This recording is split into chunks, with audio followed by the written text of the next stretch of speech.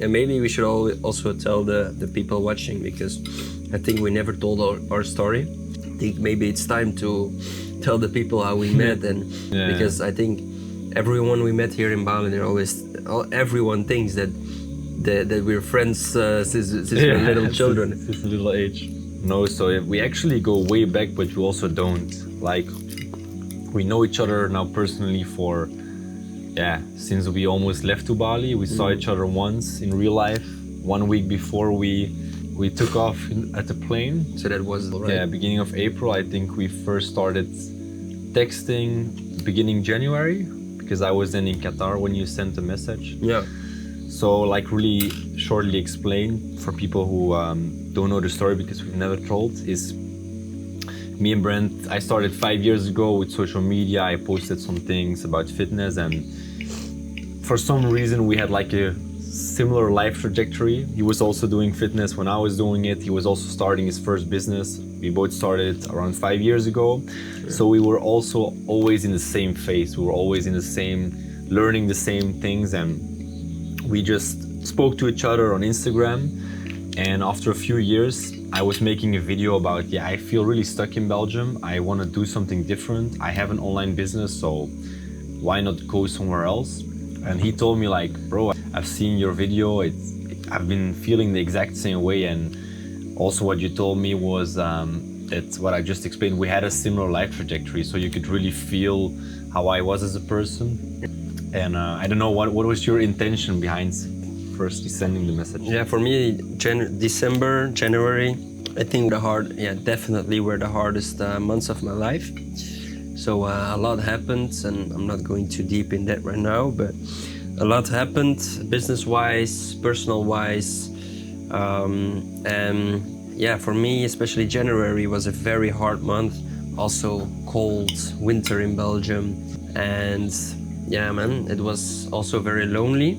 And for me, it was like a turning point, like, okay, I'm going to get everything out of this energy, because you can think like, oh, this period is draining me down, or I'm getting energy out of it. And I tried everything to do to get my motivation back up and running, start doing the things I like. And that was actually also the month where I sold my car, and I never thought that riding a bicycle would be so fun. Like normally I took the car to the grocery store, everywhere. Also if I had to go somewhere in my street, I took the car.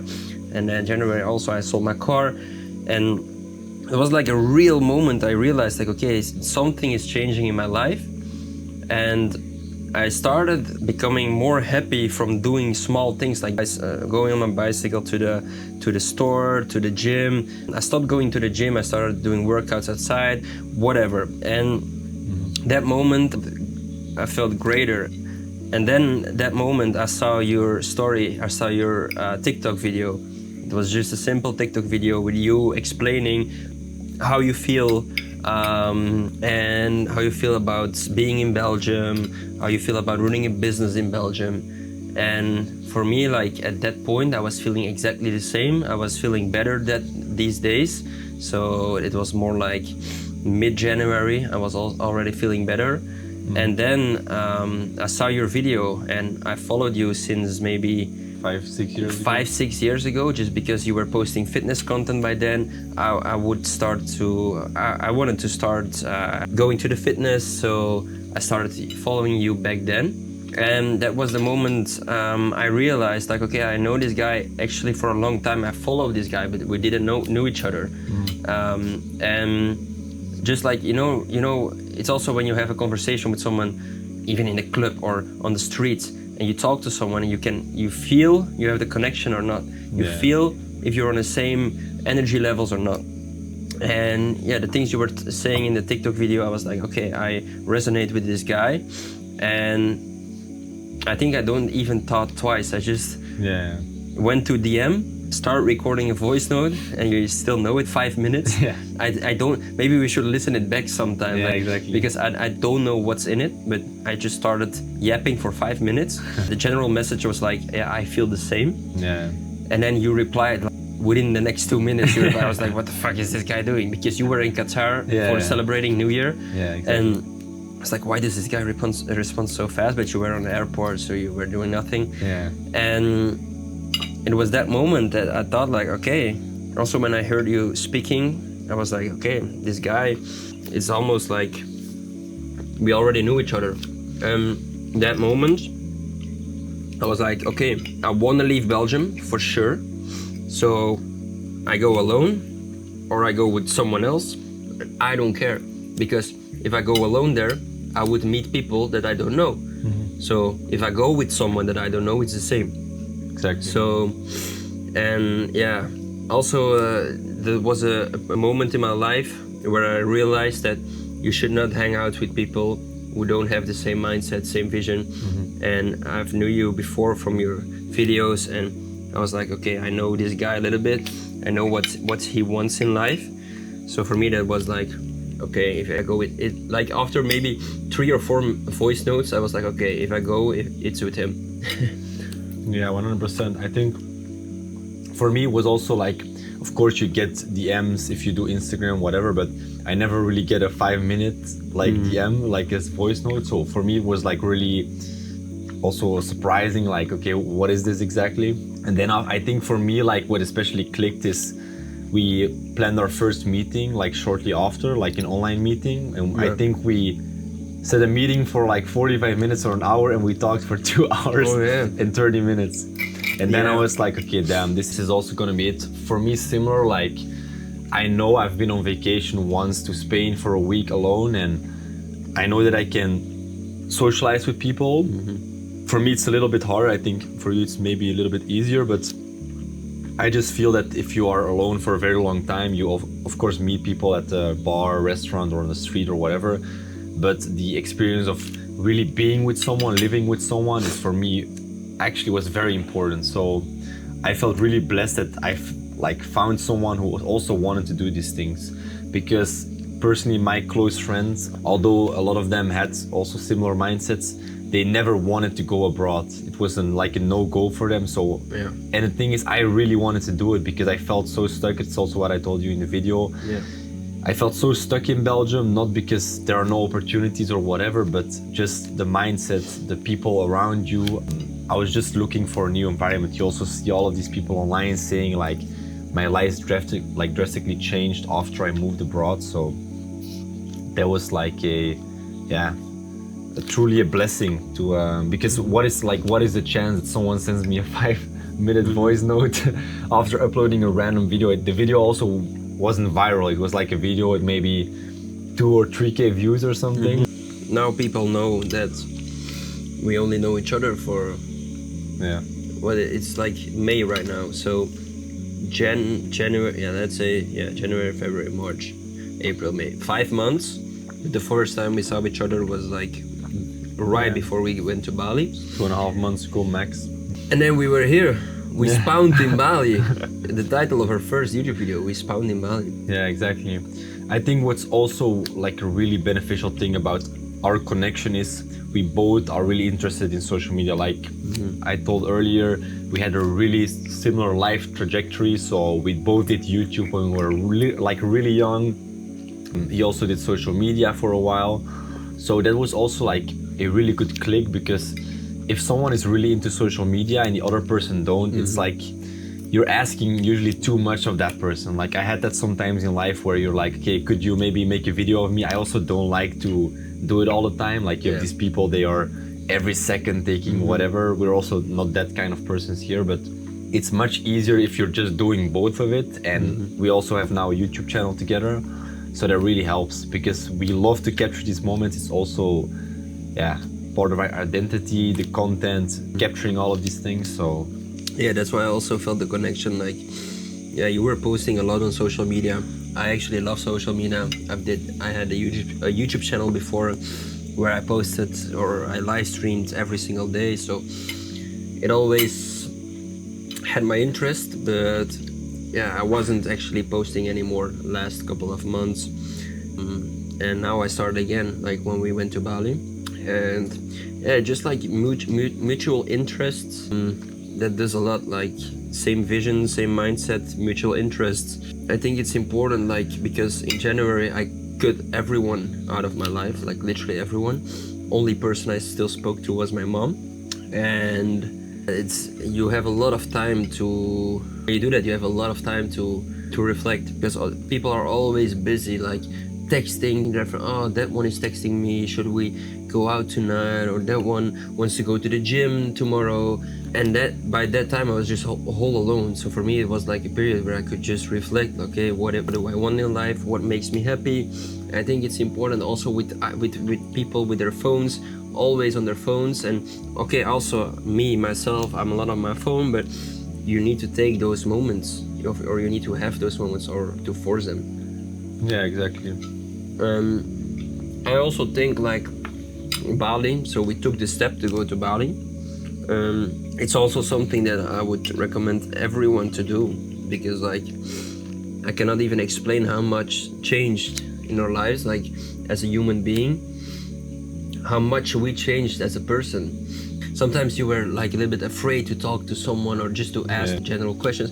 I'm not talking about girls or whatever, but like a little bit the anxiety. And it's normal because we come from Belgium, from Europe. And in Belgium, even if you ask a normal question in the grocery store, you get like the face, who are you, whatever. So it's normal. I also I don't like to talk to people in Belgium. But I think very quickly we realized that here in Bali, the people here, the locals, they are the best. They have so good intentions. Exactly, like everyone is so, that was for me still number one after being here for 2 months. There's such a positive energy. Like you just told, the locals are so friendly. That's also what I realized. I've been focusing a lot on like gratefulness, especially here, which I never did in Belgium. If we look at ourselves in a country like Belgium, the Netherlands, Germany, France, whatever, if you would analyze our lives, we live such an amazing life. Of course, you just make out of it what you want. Some people, they just lead a shit life because it's their own, led by their own decisions. But people here, you see them, they get paid really, really low wages, extremely low. We're talking about maybe 200 to 300 euros a month. They're riding on an old scooter with a ladder on their back, with bamboo trees, extreme labor. These guys are 1.60 m. They weigh much less than us. They're doing a lot of really, really hard labor, and they're smiling. It's very rare if we see a guy really angry. Sometimes when we try to pass with the scooter too fast, they get angry sometimes, but most of the time they're so friendly. Restaurants, that just tells me a lot about how grateful you can be. It's all about perception. You can be extremely grateful and extremely happy in the most shit place on earth, because you still have a reason to be grateful. If you're breathing, if you have all your arms, legs, if you have a home, let's say.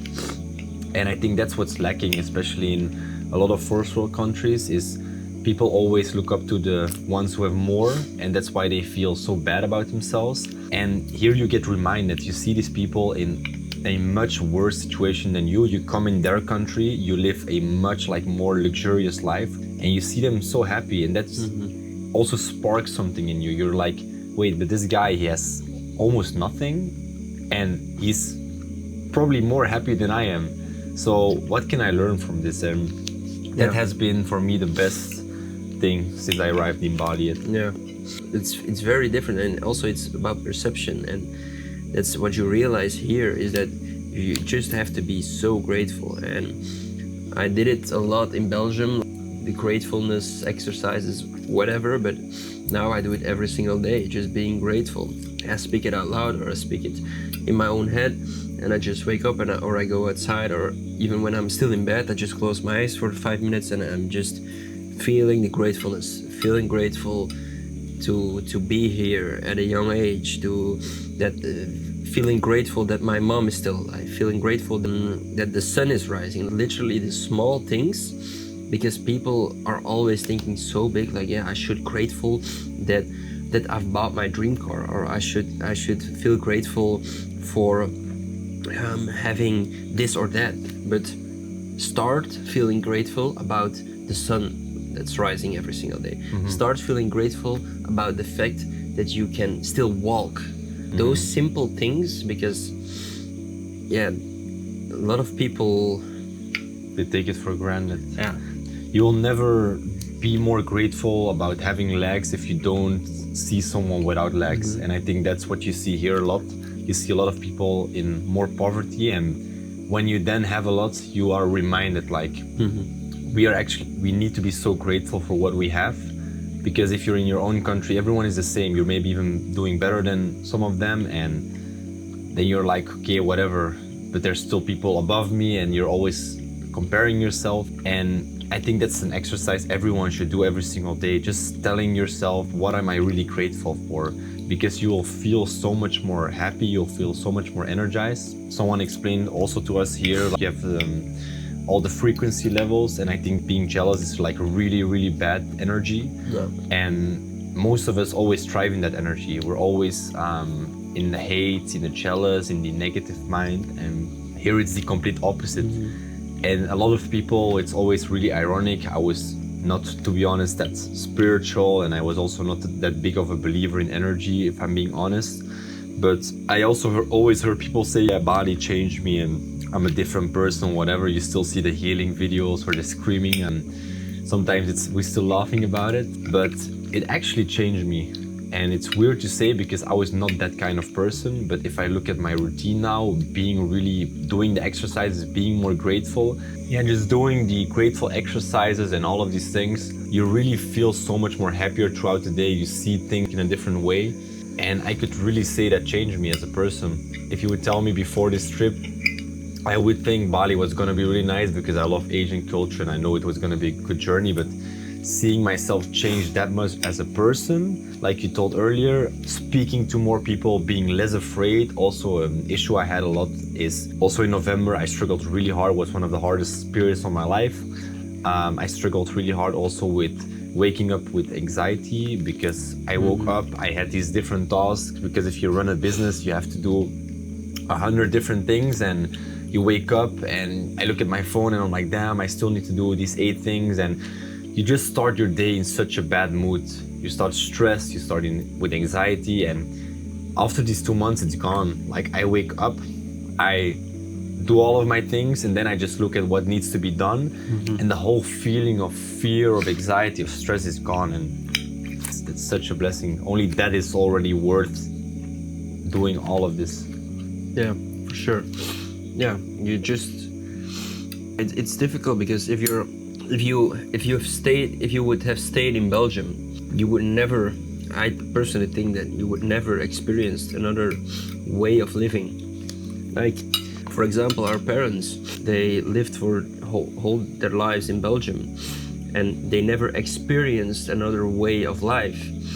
So for you're saying that you used to wake up with the anxiety, but if you would have stayed in Belgium, what would have changed? Exactly. That you did not have to wake up with the anxiety. Like, it's just being in a different country, in another place, it changed it for you. Exactly. So the question is like, how much time would it have taken if you stayed in Belgium with the same mindset, the same people around you, the same routines? If you stayed there, it would take, maybe it would change, but how long would it take? Yeah, so that's the thing. Would it even change? Yeah. The thing, if nothing changes. But it scares me to think about it. Yeah, exactly. Because also for me, because I was in that period in January, if I did not leave Belgium by then, where would I've been right now? Exactly. Probably like the same place. Maybe I was still fucking depressed, man. Yeah, that's the thing.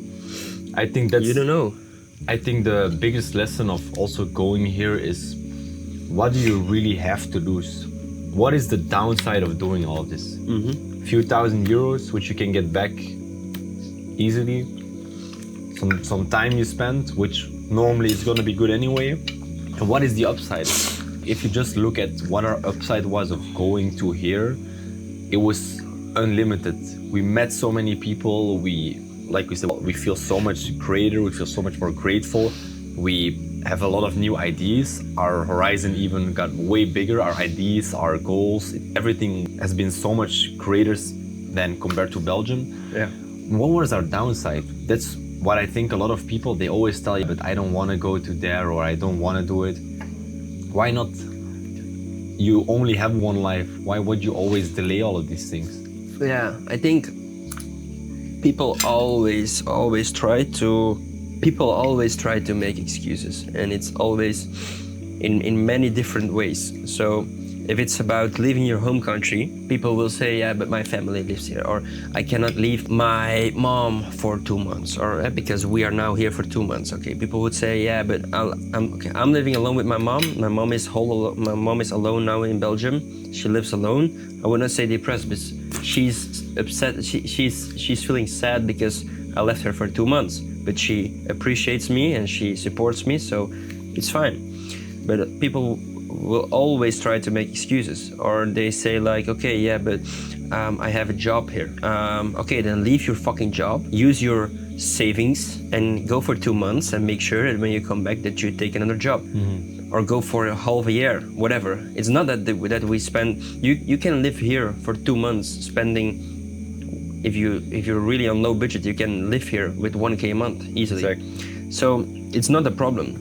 Yeah, because I have a job. Yeah, okay, then leave your fucking job, go travel for 2, 3, 4, 5, 6 months, maybe a year. And when you come back, okay, yeah, you spend maybe all of your savings, but think about the change it can make in your life. Exactly. But people are so afraid, so scared.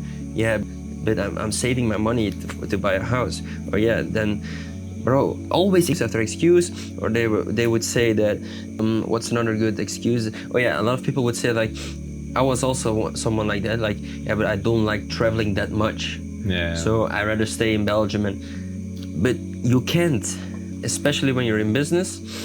You can't. Like, business. If you're doing business, if you're being an entrepreneur, you should leave. Easy as that, because the amount of networking that we did here is insane. So even in Bali.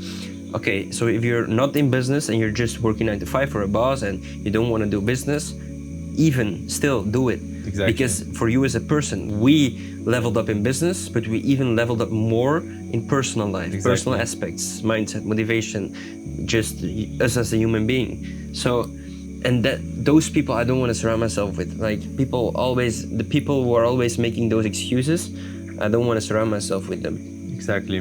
But it's 100% true what you said. Even though you don't want to start a business and you are in a 9 to 5, we just told earlier, the gratefulness you have, waking up without the stress, without the anxiety, being more positive. What kind of upside is that for people? A lot of them are usually stressed, they have anxiety, they're depressed maybe even. Bro, it's such a big upside. And I was talking to someone also here in Bali about the fact that everyone keeps on following the traditional way. People, they want to buy a house because it's secure and they want to have a car and they want to have kids really early and whatever. But just do what you want in life. Like sometimes I think people don't want to get judged for doing these type of things. I also felt it a little bit from my side. Grandparents, whatever, they are like, okay, but why would you go to Bali for 2 months? What the fuck are you doing? And why should you listen to these people, you know? To someone who is not at the position where you want to be. Exactly. If they have a really good life, I respect everyone. Like, do whatever you want in life. I don't care. But I should not live my life because someone else lives their life that way. If my parents lived their life buying a home really early, it's also changed. Buying a home now compared to 50 or 20 years ago, it's so different. And still people always want to keep following that path. But is that really the life you want? Because I talk to so many people who are living that life, who are following that path, and I tell them, do you enjoy it? Yeah, I have a home now, but do you enjoy it? I don't know, I don't like my job, but it pays okay. I get a car from the business and we now have a really small home, whatever. And I'm like, is that really what you want in life? I'm not telling you to have a business, make $1 million, but at least like you told, like who cares about then buying a new, I don't know, outside furniture. Like crazy, a couch, right? For 3K. Just go do a nice trip. Wait, it's crazy. Like when you said about the car, but I don't like the job, but I get a car from my boss. Bro, I had my own dream car by that age. I bought my own dream car at 19 and I sold it because I I don't give a fuck about the car. Yeah. And people work for a boss, they work for a job they don't like, but they do it because they get a car from it. I think it's like it's one of the biggest scams in our generation. Yeah. And it's also what we told a lot of our clients. Like they come with, you let you stay in my mansion and we can do all of these nice activities, and we were like, yeah, but we don't need that. Like it's nice and it might sound really great, but we don't need that. And it's the same with a fancy car you can get from your business. How bad do you really need it?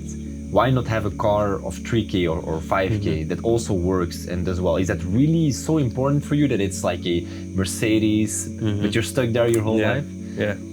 That's like the thing. And I never really had that feeling. So for me, it was really easy to stay away from that. But I can understand why a lot of people say like, I don't want to leave the job because I have a stable, they pay me really good, I get the car, I can then finance my home.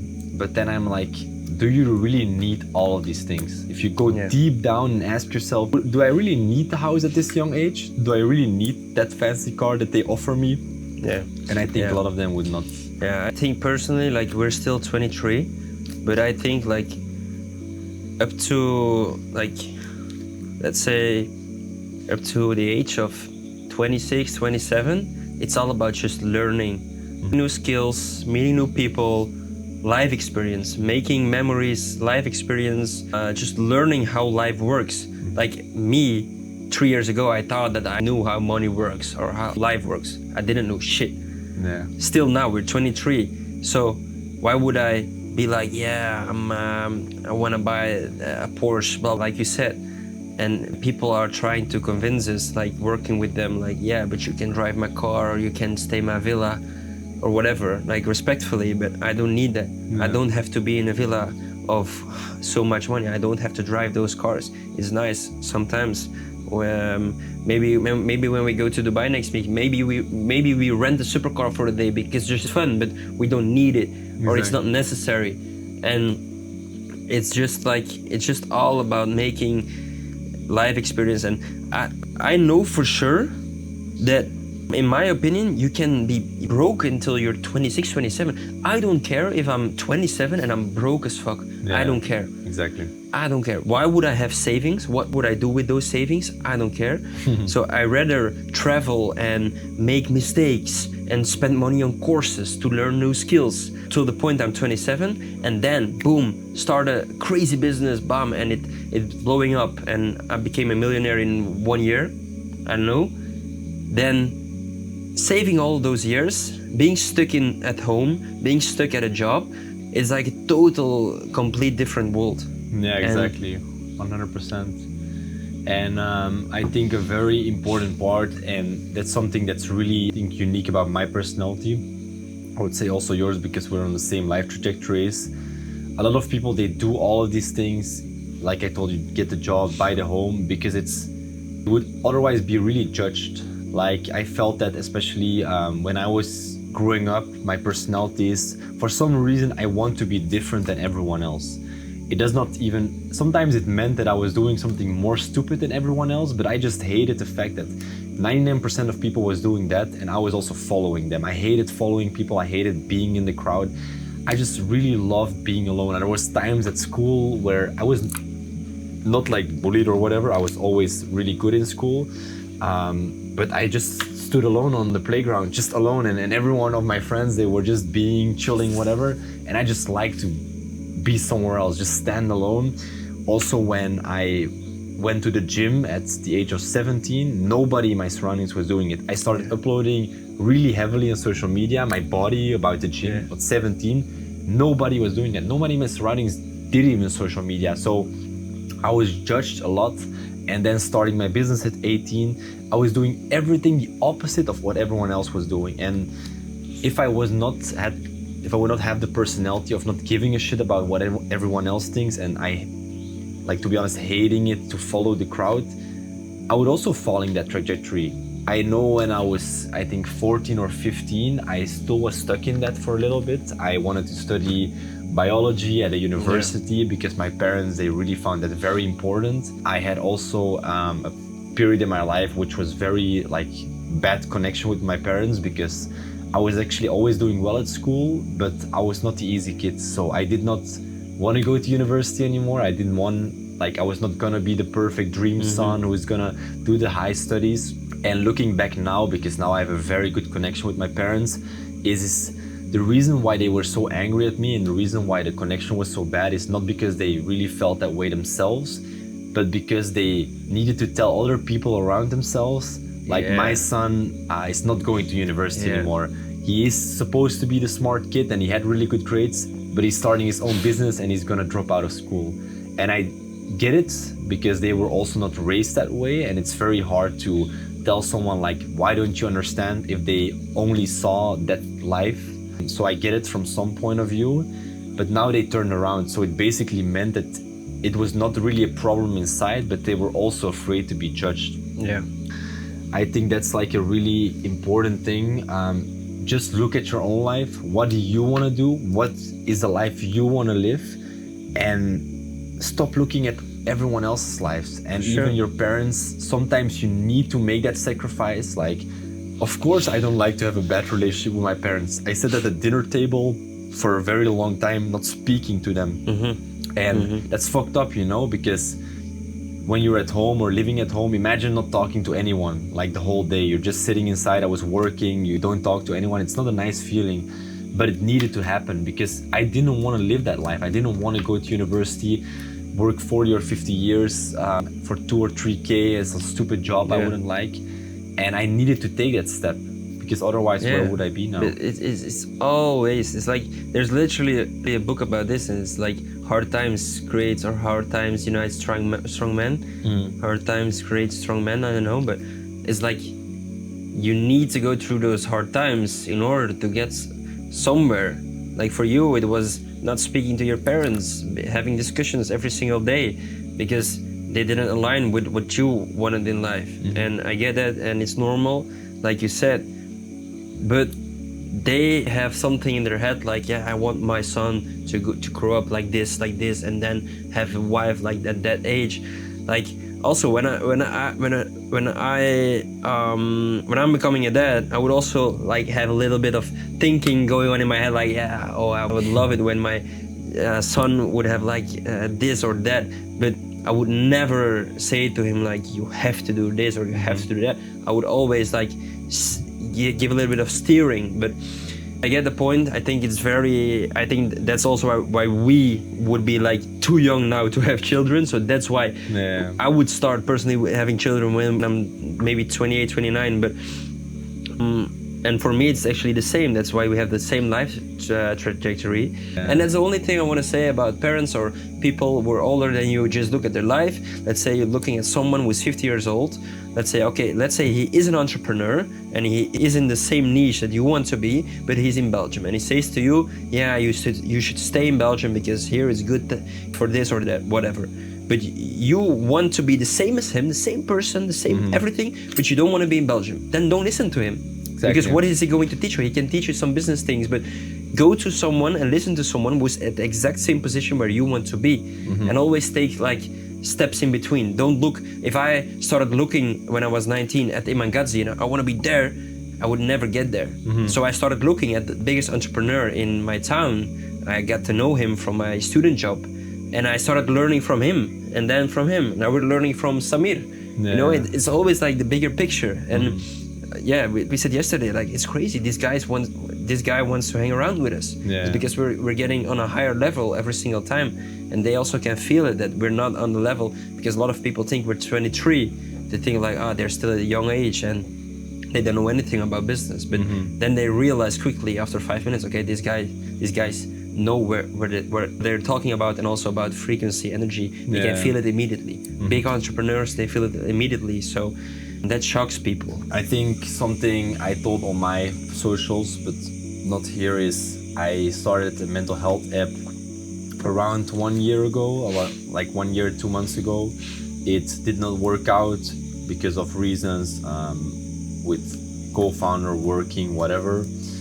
But I think I really switched my mindset of before starting that company and doing it now, because I was really into like, I gotta sell my company for 200 million, 300 million. I was working like an animal. There were times where especially it was January to like March, I worked average of 12 to 14 or 16 hours a day. Let's say 14 max. 16 is also a lot, but I didn't go to the gym because I felt that it took too much time of my day. I needed to drive like 20 or 30 minutes, like back and forth. It was maybe 40 minutes. I needed to work out. I was like, I miss so much of my work or so much opportunity to work, so I'm gonna skip it. I skipped meals. My diet was shit. I was eating like pizzas every single day because it took me only 10 minutes and I could work while the pizza was in the oven. And now I'm like, do I really want that lifestyle? Okay, you have a really big financial outcome that could be possible. It's not guaranteed. It's a possibility. Like, you have to work extremely hard to make a big amount of money. I was also talking to a friend this week about he wanted to do private equity, or he's like now applying for jobs. And he was to me like, yeah, I've been thinking about this, but is this really the life I want? Do I really want to work from really early in the morning till like 10 in the evening? You don't see your family, you don't see your girlfriend, you don't see any people. You cannot do nice things because there's also not a lot of vacation. Also, a big issue what I had is you think work stops at 10. You say you stop working at 10, but you don't. You also think from 10 till you're sleeping. Maybe in the middle of the night you wake, you start thinking again. So it's a constant, every single day lifestyle. And now here in Bali, I could say I work probably half to what I did then, but I feel so much happier. And I just sometimes wonder, like, I watched a lot of videos from people saying you should work so many hours a day, you should be ruthless, don't be happy, whatever. And I'm now like, why is that? Why would I not want to have a nice life? Why would I not want to do these nice things, have a healthy life, go to the gym, eat healthy, take my time to let's serve on a random day, let's say. Why? I don't know where and the crazy fact is, besides that, is you make more money. You work less and you make more money. So I get it, man, and I get it. And I had exactly the same 1 year ago when I had my marketing agency. Exactly the same, working 12 hours a day, 14 hours a day, and feeling that way, feeling like you have to do more. Even after that, you were in bed like, fuck, did I do enough today?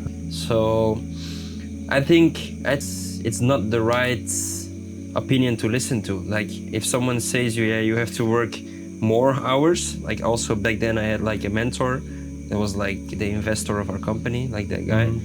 And the guy was also telling us like, you guys, you here now from 9 a.m. in the morning up to maybe 7, 8, 9 p.m. in the evening, you can do more. Or you can eat earlier, you come at 6 a.m. You can come at 7 a.m. And when I'm now here in Bali, I'm like, what the fuck? I'm maybe working, let's be honest, 3 hours a day, maybe, max.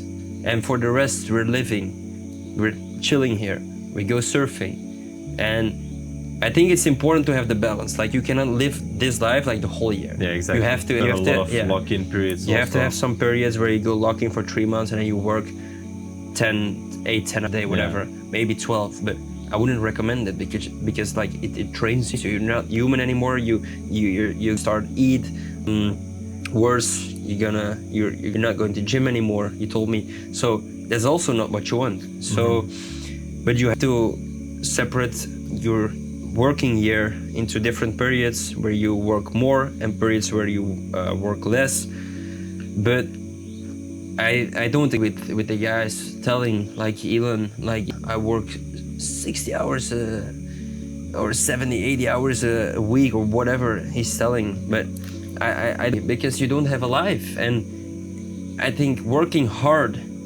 is not compared to working smart.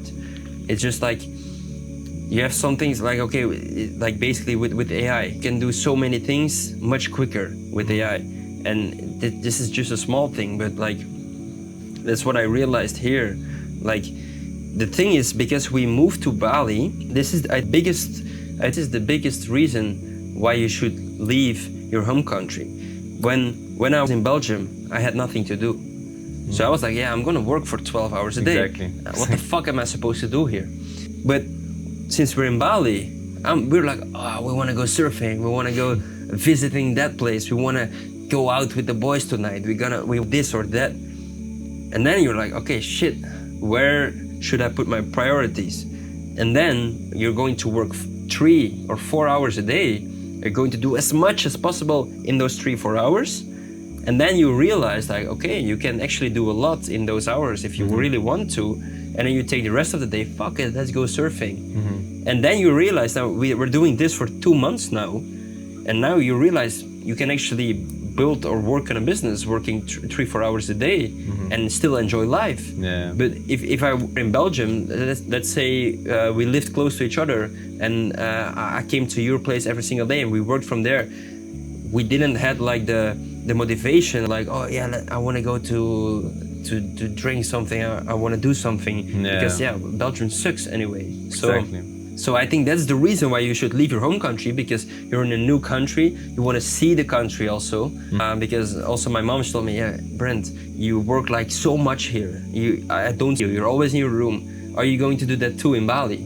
Yeah. I said, yes. Me too. I said, yeah, I'm going to work there maybe 8-10 hours a day. And then we the same thing. But then you realize, fuck man, I want to go and see this and that and do things. And then you realize that, like, and I think that's the biggest upside of leaving your home country, is that you realize that you do a lot in a couple of hours. Yeah, exactly. Was for me also a big thing of moving, is I worked, like I said, so many hours a day. And after I stopped working, especially there was a time when I had a girlfriend, I broke up.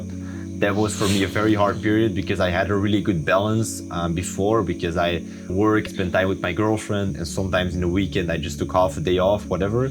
So that was really nice. But the moment we broke up, I just started watching a Netflix series or maybe play some games or whatever. And then you're like, what am I actually doing? You know, why is this really how I want to spend my time? And like you told here, like you have so many extremely nice things to do.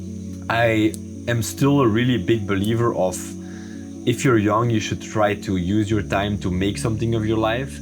So like we say now, we worked also for a lot of years to build skills. You should not, I think, recommend 2-3 hours if you haven't done anything yet. Like if you just start at 17, make something of your life, try to spend as much time learning skills, because it's also nice. We love business, we love what we do. But now when we're getting older, it's not the life you want to live every single day. And it's very important to have these periods of life where you lock in for a certain amount of time, because otherwise you will also not see growth. It's good to maintain, but to really see growth and to make more money, it's more difficult. But you should just view it like earlier. How do you really want to live your life? Not someone else, not Elon Musk, not your mom, not your dad, but how do you want to live your life? Do you want to spend it trying to make 100 million and work 16 hours a day?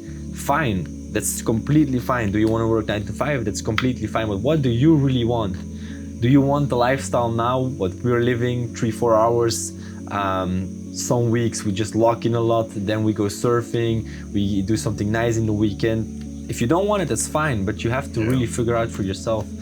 And yeah, that's my main message. And I think that's why also, like, a lot of people think that being an entrepreneur gives you freedom, location freedom, time freedom.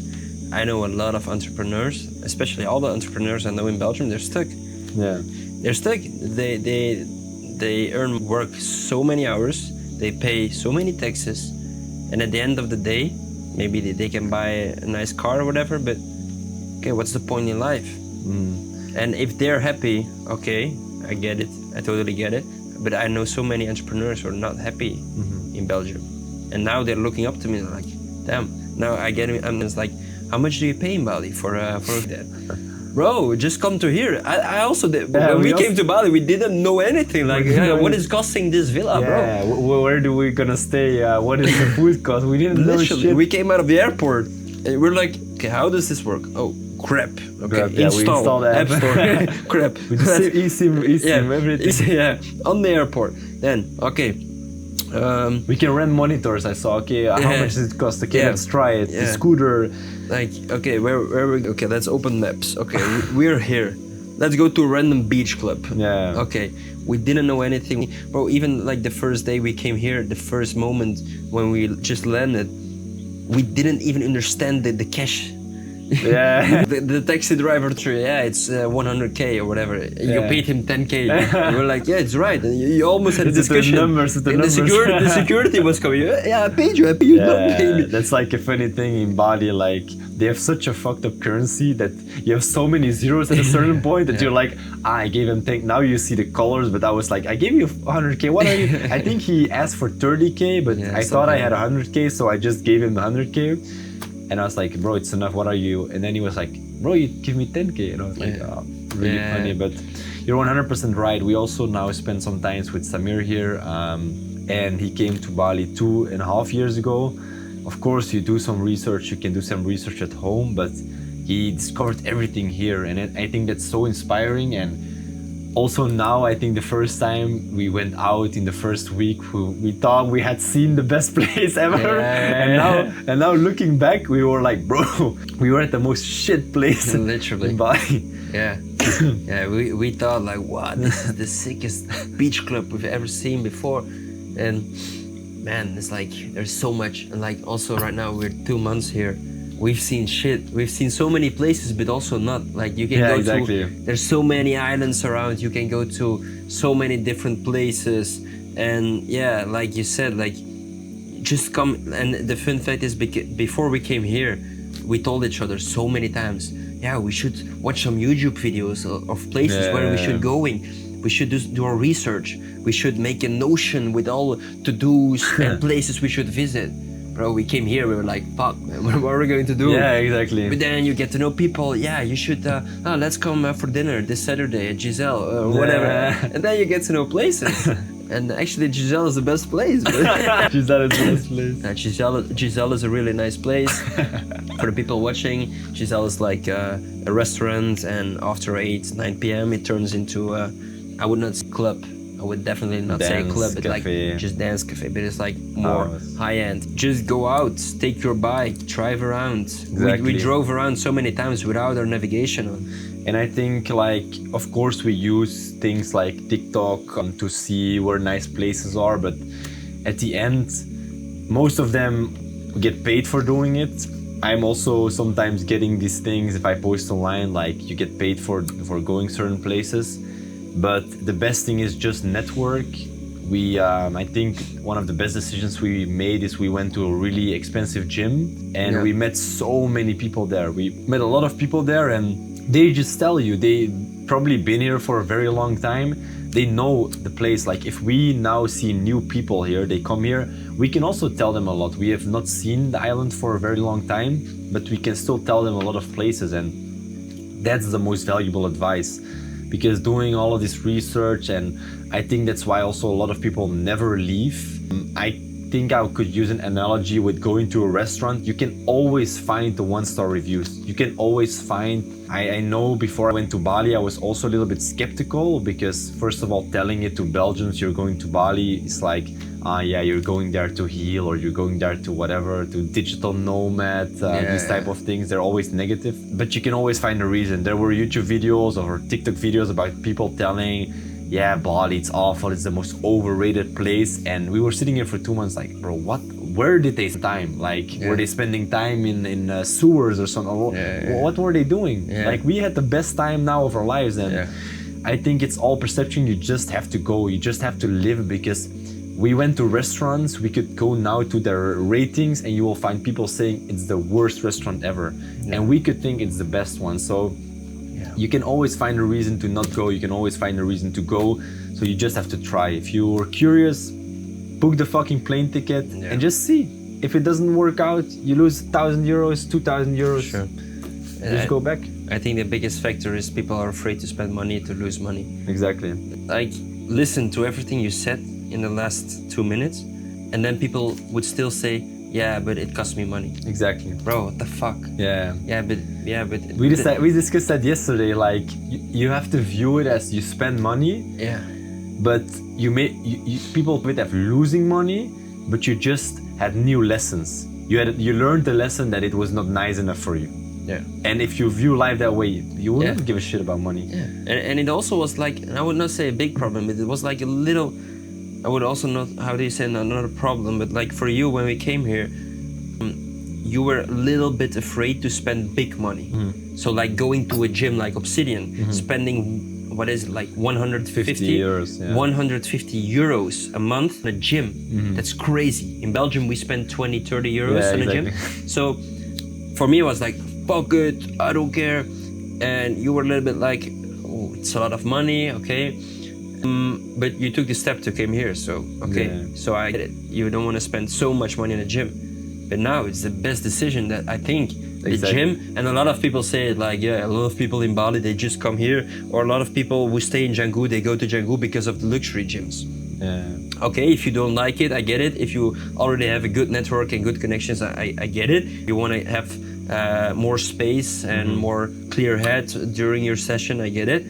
But we made almost all of our connections in Obsidian. Exactly. And also you can or Nirvana, whatever, everywhere are big guys, big entrepreneurs. Everyone is doing their own business, all entrepreneurs.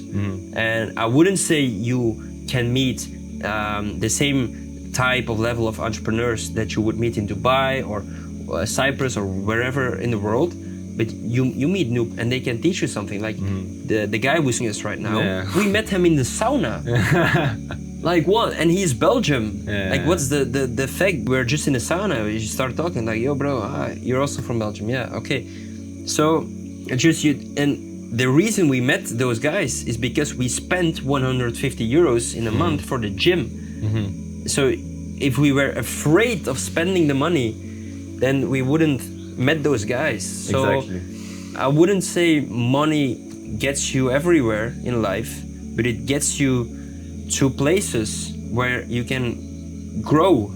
And that's the most important. So if I hear someone saying, yeah, but I'm afraid of, it costs me money, fuck off. Yeah. People, but the flight ticket to Bali is crazy. If you go forward and backward, it's like so much money. That's the thing, like what is the opportunity cost? Like against it. You pay indeed 800 euros, maybe you pay, if you want to really live poorly, let's say with plane tickets maybe 2k, it depends of course on which country you come from, maybe that's from Belgium usually. But what is the opportunity cost? What can you, like you said, what is the upside? Going to the gym, I was so skeptical about it. I was like, bro, let's just go to a gym 40, maybe 30, 40 a month, it's good enough. But it's not about the gym, it's not about working out, it's about what people do we met here. And like we made almost our connections sitting in the sauna, going to the ice bath, because where else, like besides then going out, you see people on the street, but you're never like 20 minutes with someone in a room or 10 minutes, and you also have something like-minded because the person is also there where you are, and you just start talking about random stuff. You get to know each other, you get their Instagram, and there you go. You could maybe 4 years of your life. Yeah, and a lot of people would say like, yeah, but you don't meet the big guys in the gym, or but it's while going out, you're not telling that you're going to meet big guys when going out. Bro, we were 2 weeks ago, and one of our friends told me like, yeah, you see the guy behind us? Yeah, he sold his company last year for 200 million. Yeah, what the fuck? So it's not about the people who you met. It's just like what can they bring to the table? If they can teach you one thing, it's already worth it. Yeah.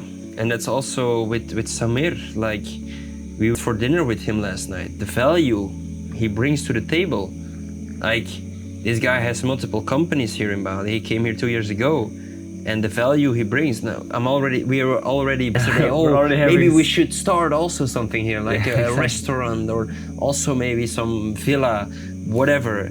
And it's like just they give you new ways. You can go to a broke gym, it's okay, but yeah, you can go to Bali, you can live very cheap.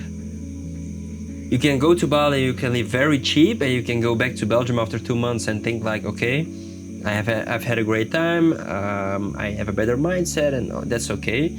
But what's the point? You also need to try new things, sometimes spend money with things, whatever. Yeah. Sometimes we're we're to do the Mount Batur hike. Oh, it's so much money to climb a mountain. Maybe we meet someone up there. Yeah, exactly. Maybe up there is our future business partner or whatever. So yeah, also to spend money on fun things, not always serious things. And people take life too serious. I think if you look back in the end, like if you ask us in 10 years, yeah, but you paid then 150 euros for a gym, you will not give a shit. It's always much in the moment, spending that tickets of a plane for 1K or 2K, whatever. But in the end, in a few years, it does not matter anymore. And just the experience we gained, it could have, even if you told me in 10 years, it would have cost me 10 times the amount we pay now, I would still do it. Because like you just told us, the guys we met here, we have now some really new business ideas. It's also that it's not about really that they can teach you directly something about a certain skill, but just talking with them and seeing them hear about how they grew so fast in like a short amount of time, you're like, damn, it's possible. It's these guys do it. We don't feel so. Why can't we do it? And you get so much motivation, and only that is worth everything. And the reason why we also met these people is because we took another opportunity, and that's what I always saw online when I was starting out. Is you see these people saying like you just have to get every opportunity, you have to never miss a day, whatever. It is so extremely true. Like the moment you start saying, yeah, there's an event there, let's just skip it, I'm gonna chill tonight. You have to take every single opportunity because you never know, you're never gonna meet someone, you never know. Also with you just send a message, like you never know. And now we're sitting here, we're doing a business, we're having the time of our lives. Crazy, right? Bro, you never know. You never know. My bad. Yeah. My bad. Guys, massage are really cheap in Bali. Yeah. You have to do a lot of massages.